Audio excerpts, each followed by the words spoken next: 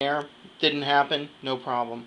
And one of the things I'm going over here with this radio is I've had a lot of people, including myself, want to know how these failsafe things work.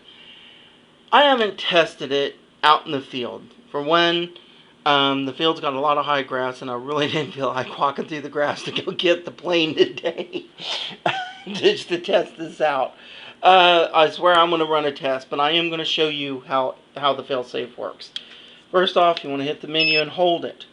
Then you want to go with the up-down keys, and you want to choose the little wrench and screwdriver for the settings.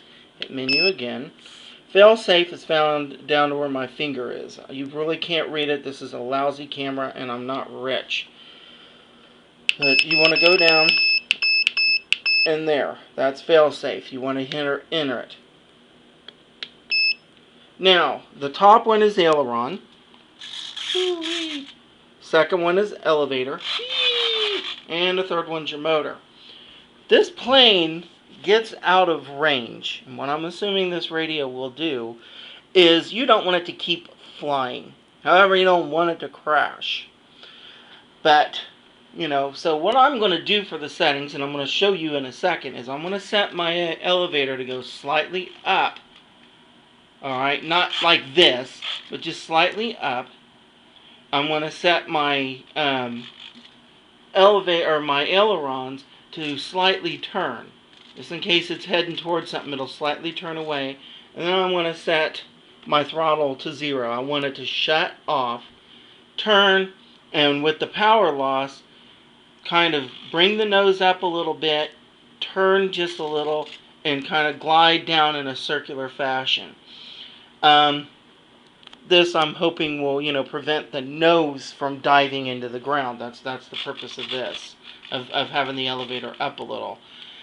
When I do experiment with this, these settings may change because maybe this won't fly the way I'm seeing in my brain that it will fly, but that's what I'm going with. So here's how you do it. With the elevators, it doesn't matter left or right, but I'm going to go with it turning right. So what you do is you look at your plane and you turn your elevator or your ailerons to the way you want them, and you hold them in the position, and you can't see the number, but there's like a percentage. And then when you get it where you want those ailerons by looking at them, you hit the menu button, and the number will change. I'm at a positive 65% on the turn. If I want it to go the other way, I move the stick this way ever so slightly, and I hit the menu button again. Now it's brought it down to 45%. Obviously, if it's in neutral, 50%.